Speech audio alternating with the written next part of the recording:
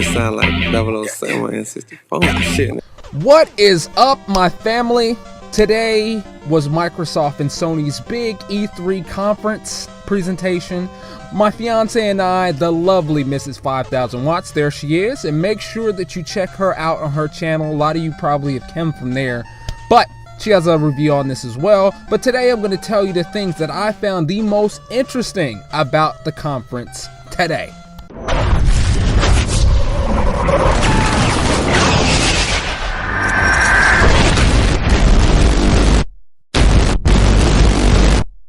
So we finally get a price for the Xbox One and the PS4.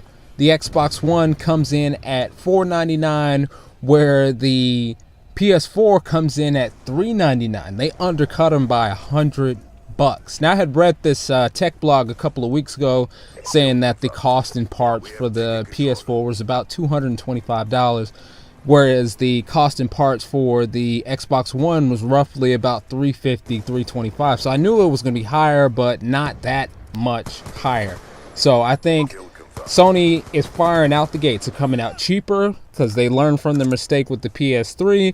They're also doing a lot of other stuff. You don't require it to be online. You can trade your used games and play used games and switch games. So they're doing a lot of stuff to make their console a lot more accessible than Microsoft's. Oh my goodness. And this just brings back nostalgia. One of the games that I was excited about, just excited to hear that they were doing, was Killer Instinct. And if you guys haven't played, go back and download it on the internet. I still play it to this day, but I mean, I nearly flipped out of my seat when I heard that they were bringing it back.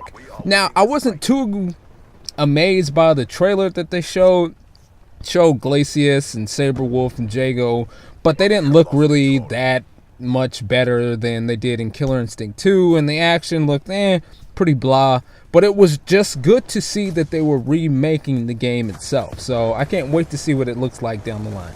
Now, the other game that had me feeling funny in the pants was Titanfall. And Titanfall is from the developers of Call of Duty 4 and Modern Warfare 2, before the Activision decided they didn't want to pay them their money. But Titanfall looks absolutely amazing. The trailer was pretty boring, which I'm surprised that they even put that out there. But the game itself looks amazing. It looks humongous. And if you haven't seen it, you're this future soldier. They kind of remind you of anybody in a suit reminds you of somebody from Halo, of course. But during the game, they were playing Hardpoint, and after a while, they get these huge mech that they can use in the game. So the guy goes around, he's blowing up and he's shooting stuff. And my favorite part of the video is when his mech is getting shot up and he pulls the little pin and he ejects out of the mech and then lands on the other guy's mech and shoots the guy. I mean, it looks amazing. I cannot wait to see the demo, try it, play it, whatever it is. I'll buy an Xbox based off that game alone. All right, what else did I see today? Oh, the reveal of the PS4 console.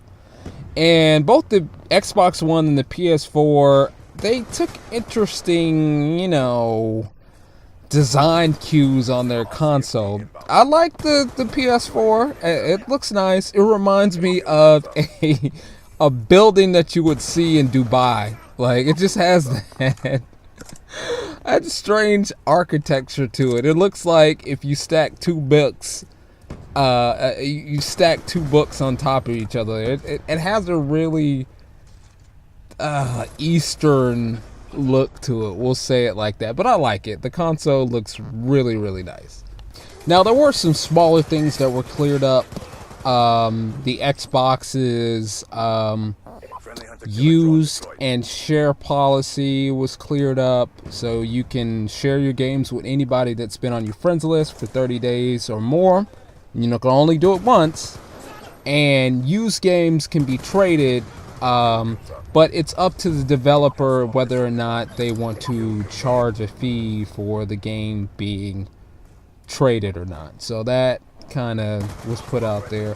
Also, the PlayStation is no longer, PlayStation 4 is no longer going to be offer free online multiplayer. So you're going to be charged $5 a month, which, again, I don't see why people are so up in arms. It's $60 a year. It's the same price as Xbox Live for playing online. Now you can still access your movies and your streaming content and all that stuff if you don't get the PlayStation Plus. But for multiplayer stuff, you do have to have that there. Also, the Xbox, yes, it does. It's not always on, but it does have to check in every 24 hours to verify your titles, updates, all that good stuff. It does limit the console. The PlayStation doesn't have that problem, so a little iffy about that.